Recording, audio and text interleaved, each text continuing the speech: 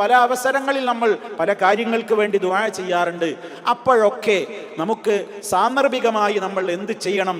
ഹംദും അതുപോലെ തന്നെ അള്ളാഹുവിനെ സ്തുതിച്ചും പുകഴ്ത്തുന്നതും ഒക്കെ വാചകങ്ങൾ ആദ്യം പറഞ്ഞ് നബി സല്ലല്ലാഹു അലൈഹി വസല്ലമിന്റെ മേൽ സ്വലാത്തിനെ ചോദിച്ച് പിന്നീട് ദുആ ചെയ്യലാണ് അതിൻ്റെ അദബ്. എന്നാൽ ഒരാളിപ്പോ ചില ഘട്ടങ്ങളിൽ ഹംദും അതുപോലെ നബി സല്ലല്ലാഹു അലൈഹി വസല്ലമിന്റെ മേൽ സ്വലാത്തൊക്കെ ചൊല്ലാനുള്ള അവസരം കിട്ടിക്കൊള്ളണമെന്നില്ല. പെട്ടെന്ന് നമ്മൾ അങ്ങ് പ്രാർത്ഥിക്കും, തെറ്റല്ല. പക്ഷെ ഒരു പൂർണ്ണതയ്ക്ക് അതിൻ്റെ ഒരു അദബാണിത്. ഇനി ഇതൊന്നും ഇല്ലാതെ ഒരാൾ ദുആ ചെയ്യാണ്. പല സന്ദർഭങ്ങളിൽ അങ്ങനെ നമ്മൾ ദുആ ചെയ്യുന്നുണ്ട്. അത്തരം ഘട്ടങ്ങളിലൊക്കെ ഇപ്പം നമ്മൾ ഇത് പറഞ്ഞോളണമെന്നില്ല. അപ്പൊ ഇങ്ങനെ നമുക്ക് സാന്ദർഭികമായി നമ്മൾ പല അവസരങ്ങളിൽ പൊതുവായി നമ്മൾ ദുആ ചെയ്യാനൊക്കെ ഇരിക്കുന്ന വേളയിൽ നമ്മൾ ഇങ്ങനെ ഈ രീതി സ്വീകരിക്കുന്നതാണ് അഭികാമ്യമായത്, ഏറ്റവും ഉത്തമമായ രീതി എന്നാണ് അതിനെക്കുറിച്ച് പറയുവാനുള്ളത്.